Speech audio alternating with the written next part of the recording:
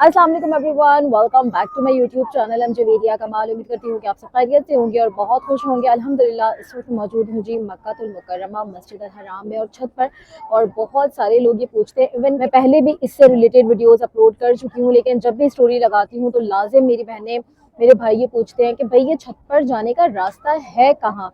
क्योंकि बहुत सारे लोगों को मैं खुद ऐसे जानती हूँ, पर्सनली जानती हूँ। इवन आज ही मेरी अपनी फ्रेंड से मुलाकात हुई और उनसे जब डिस्कस हुआ तो पता चला कि उन्होंने आज तक छत देखी नहीं है, हत्ता कि माशाल्लाह से ये उनका कोई चौथा या पांचवा ट्रिप है। तो बहुत सारे लोग नहीं आ पाते हैं, तो यहाँ तक कैसे पहुँचना है और क्या यहाँ की एक वाइब्स है वो भी मैं शेयर करने की कोशिश करूँगी। तो अगर आपने मेरे चैनल को अभी तक सब्सक्राइब नहीं किया तो मक्का मदीना और उम्रा हज के कंटेंट के लिए मेरे चैनल को सब्सक्राइब कर दीजिएगा, बेल आइकन जरूर प्रेस कर दीजिएगा, इंस्टाग्राम पर भी फॉलो कर लीजिएगा। चलिए जी वीडियो शुरू करते हैं। अच्छा, एक बात तो ये कि अगर आप पहले कभी भी आ चुके हैं और कभी भी आप छत पर नहीं आए हैं तो ये मैं आपसे लाजिम कहूँगी कि एक नमाज आप छत पर लाजिम पढ़ें। अगरचे बहुत शदीद गर्मी नहीं है तो आप फजर पढ़ सकते हैं। ये ज़ोहर और असर में नहीं खुलती है, मगरिब इशा और फजर के लिए खुलती है।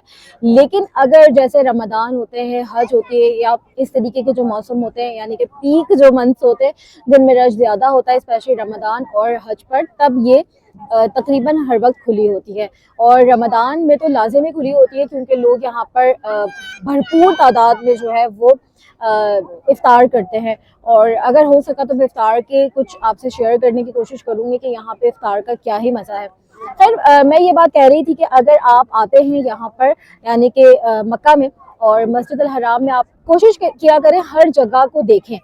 बेशक जब हम काबे के सामने होते हैं वहाँ की बात अलग है, हम मस्जिद के अंदर होते हैं वहाँ की बात अलग है, हम यहाँ छत पे आते हैं यहाँ की बात अलग है।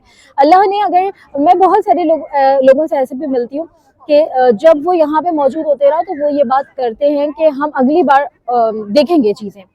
अगरचे आपकी अच्छी सेहत नहीं है या आपके पास किसी भी तरह की इस्तात नहीं है जो उस वक्त की ज़रूरत हो तो आप अगली बार पर रख सकते हैं। लेकिन अगर अल्लाह ने आपको सेहत दी है तो इस सफ़र को पहला और आखिरी जानिए। देखिए, अच्छी उम्मीद अल्लाह से रखना बहुत अच्छी बात है और ये दुआ भी करना बहुत अच्छी बात है कि अल्लाह पाक हमें फिर से बुलाए। लेकिन हम हो सकता है फिर से आ जाए लेकिन हमारी सेहत उस तरीके की ना हो, क्योंकि जिस तरह हम हैं, ठीक है, मैं अगर अपनी बात करूं तो मैं अगर अपनी नानी दादी को देखती हूँ माशाल्लाह तो वो ज़्यादा एक्टिव रही हैं।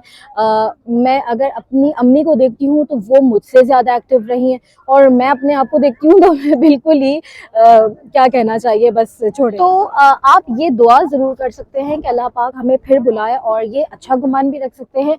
लेकिन जब हम आते हैं, मुझे याद है कि जब मैं पहली बार जब 2007 में आई थी उस वक्त तो खैर इतना मुझे नहीं पता था यहाँ की जगहों का, लेकिन जब मैं उसके बाद 2018 में आई, 2019 में आई, तो मैं इतना पागल रहती थी हर जगह देखने के लिए।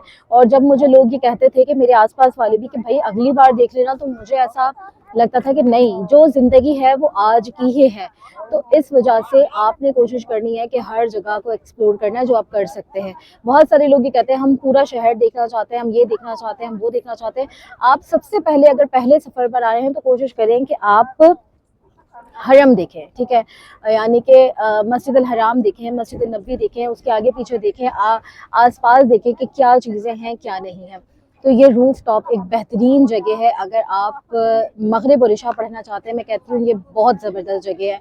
और पहले तो इवन मैं कोशिश करती थी कि जब मुझे पता चलता था, जब भी मैं उम्रे पर मक्का आया करती थी तो मुझे ये पता चलता था कि शेख सुदीस जो है वो नमाज़ पढ़ाएंगे, तो मैं कोशिश करती थी या तो मैं मताफ में हूँ या फिर छत में। अगर मताफ पे जगह मिल गई तो ठीक, नहीं तो फिर छत पे तो लाजिम होती थी। तो लाजिम कोशिश करें कि छत पर ज़रूर चले। अब नीचे चलते हैं और मैं आपको दिखाती हूँ कि हम छत तक कैसे आ सकते हैं। इस वक्त उस जगह, इस वक्त वो वाली गली बंद है, यानी कि क्लॉक टावर और मक्का टावर वाली, और मक्का टावर और ये वाला रास्ता खुला है, यानी कि हम यहाँ से जाएंगे मलिक फ़हद के सामने। वैसे अगर आप उस तरफ वाले दरवाजे पर जाएंगे जहाँ से बाब फहद सामने है तो आपको छत पर जाने वाला रास्ता ज़्यादा करीब पड़ेगा। तो अगर वो गली खुली हो तो आप उस तरफ से जाएं। ये अब हमारे सामने है 79।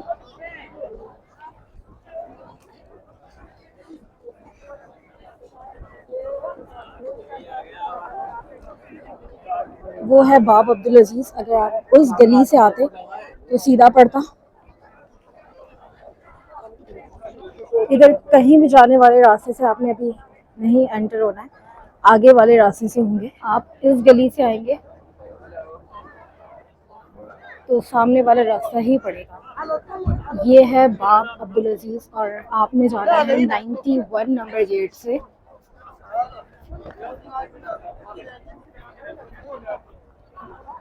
पास आपको इस तरीके के शॉपर्स मिल जाएंगे। अगर आपके साथ बच्चे हैं तो आप एक दो एक्स्ट्रा शॉपर ले लें। अगर उनकी कोई चीज़ें वगैरह जैसे वो कोई कैंडी बिस्किट चॉकलेट कुछ खाते हैं तो उसके शॉपर को भी एक साथ इस शॉपर में जमा करके डस्टबिन के अंदर लाजिम डालें। 91 नंबर गेट से एंटर होंगे। गेट से एंटर होते यहाँ पर एस्केलेटर है।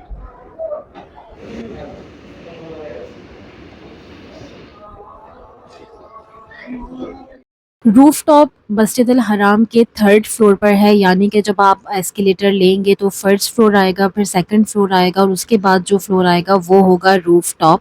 ये मैंने आपको बाब मलिक फ़हद और बाब अब्दुल अजीज़ से बताया है आसान गेट नंबर 91, जो कि बहुत कन्वीनियंट रहता है अगर हम अजियाद रोड से भी आते हैं या इब्राहिम खलील रोड से भी आते हैं, यानी कि दोनों तरफ से बहुत कन्वीनियंट रहता है। लेकिन उसके अलावा जहाँ पर भी आप एस्केलेटर या स्टेयर्स देखें तो थर्ड फ्लोर पर आपको ये रूफटॉप मिलेगी, यानी कि मस्जिद अल हराम की छत।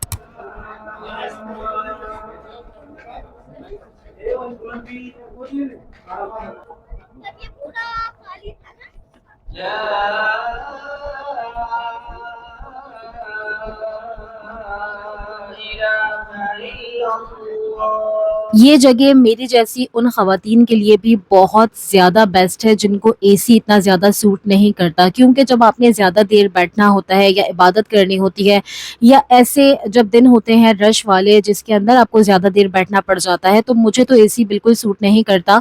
तो फिर मैं कोशिश करती हूँ कि ऐसी ही जगह पर आके बैठूँ, या तो जहाँ पर एसी कम हो या तो जिस तरीके से मताफ में जगह मिल जाए, लेकिन मताफ में जाने के लिए आपको काफ़ी पहले जाना पड़ता है। तो ऐसे लोग ऐसे मेरे कुछ अंकल आंटीज़ भी होते हैं जिनको थोड़ी-सी प्रॉब्लम होती है एसी से, तो उनको आप छत पर लेकर आ जाएँ। छत पर जो है वो अपनी जो हवा चल रही होती है बस वही होता है। अगर मौसम बहुत अच्छा है तो बहुत अच्छा लगेगा। अगर मौसम बहुत शदीद किस्म का गर्म है तो यकीनन आपको यहाँ पर गर्मी महसूस होगी।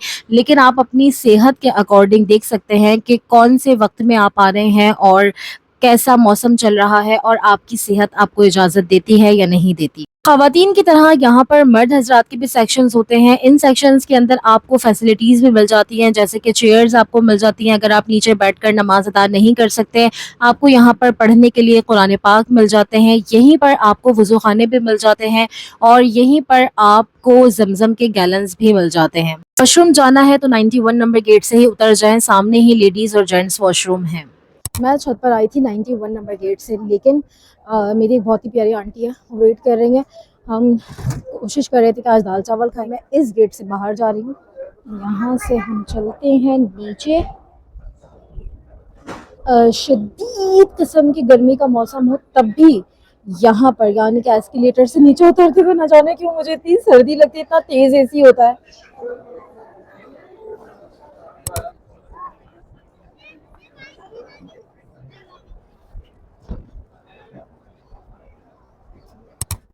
अगर आप मेरी तरह दाल चावल लवर हैं तो सबसे बेस्ट मक्का और मदीना में क्या होता है, बंगाली रेस्टोरेंट आप तलाश करें। जो कि बंगाली रेस्टोरेंट होंगे वहाँ पर आपको दाल चावल बहुत अच्छे मिल जाएंगे। मदीना में तो अक्सर जगह पर वो बहुत पतली वाली दाल मिलती है और वो बहुत मज़े की लगती है। दिखने में तो ऐसे लगता है कि पानी पानी है, लेकिन वो बहुत अच्छे लगते हैं चावल के साथ। ये जो हमने खाई ये थोड़ी सी गाढ़ी दाल थी लेकिन बहुत मज़े की थी। और मुझे तो लगता है दाल चावल सबको पसंद होते होंगे, क्योंकि मुझे तो पर्सनली दाल चावल बेहद पसंद है। मतलब मैक्सिमम 1 वीक निकल जाए अगर दाल चावल खाए बगैर तो बस इतना ही बर्दाश्त होता है, उसके बाद फिर दाल चावल चाहिए होते हैं। और आपको इस जगह पर मतलब कि मक्का मदीना में अगर दाल चावल की क्रेविंग हो तो सबसे बेस्ट बंगाली रेस्टोरेंट ही आपको दाल चावल प्रोवाइड कर सकता है। आपने अगर कहीं पर दाल चावल खाए हैं तो कहाँ था वो रेस्टोरेंट, तो मुझे ज़रूर बताइएगा। इसके अंदर अक्सर रेस्टोरेंट वाले क्या करते हैं कि सिर्फ चावल की प्लेट के चार्ज करते हैं, यानी कि एक चावल की प्लेट अगर 6, 7, 8 रियाल की दे देते हैं तो वो दाल ऐसे ही होती है। अगर आप कोई सालन ले लेते हैं तो रोटी आपको मिल जाती है। इस तरीके से आप अपने हिसाब से देख सकते हैं कि आप कहाँ से खा रहे हैं। और अगर आपका जहाँ पे भी एक्सपीरियंस रहा हो तो वो ज़रूर शेयर कीजिएगा। अगर आपने मेरे चैनल को अभी तक सब्सक्राइब नहीं किया तो मक्का मदीना से रिलेटेड कंटेंट के लिए और उम्रा हज से रिलेटेड इन्फॉर्मेशन के लिए मेरे चैनल को लाजमी सब्सक्राइब कर दीजिएगा, बेल आइकन ज़रूर प्रेस कर दीजिएगा। और अगर आपके आसपास कोई भी मक्का या मदीना आने वाले हैं तो उन तक आपने मेरा चैनल ज़रूर ज़रूर शेयर करना है। और आप जहाँ कहीं भी दुनिया में है, दुआओं में मेरा नाम याद रखिएगा। अगली वीडियो में मुलाकात होती है। फ़ी अमान अल्लाह।